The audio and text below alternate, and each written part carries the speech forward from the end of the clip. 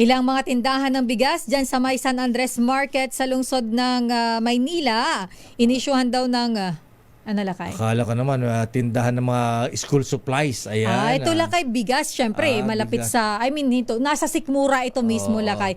Pero inisyuhan sila ng notice of violation ng Bakit? Department of Agriculture dahil daw sa mislabeling lakay. So, ibig sabihin, ano ba to, Tina?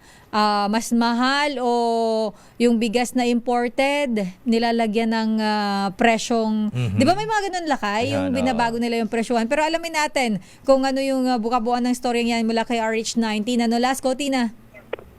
Yes, Sir L, inisyuhan nga ng notice of violation ng Department of Agriculture ang nasa 3 retailer ng bigas dito sa San Andres Market sa Leverisa, Malate, Maynila dahil nga sa mislabeling.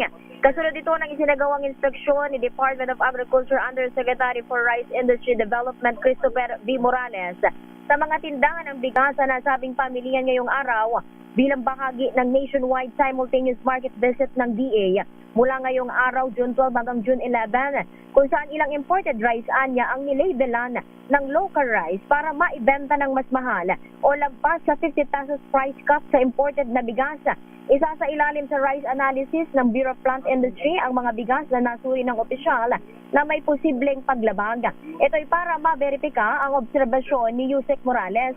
Ayon kay Morales, iba kasi ang texture at itsura ng local rice kumpara sa imported. Dahil na lamang ng ibinibentang bigas sa isang tindahan dito na may label na Ifugao Talavera Nueva Ecija rice na ibinibenta sa halagang 65 pesos kada kilo. Ngunit nang suriin ng opisyal ay makintab at iba ang itsura sa nakadisplay at sa laman ng sako. Katwiran naman ng tindera, binili lamang anya nito sa rice distributor at kung anong label ng sako ay yun din ang inilagay nila. Ayon kay Yusek Morales, isa sa ilalim pa ito sa verifikasyon sa pamamagitan nga ng rice analysis machine na tatagal lamang ng ilang minuto. Oras sa mapatunayang ibinibenta ng mas mahal, magpapaliwanagin ang may-ari ng tindahan at kung mapatunayang may paglabag, posibleng kumaharap ito sa kakulang multa, kasong kriminal at administratibo sa ilalim ng Republic Act 7581 o Price Act.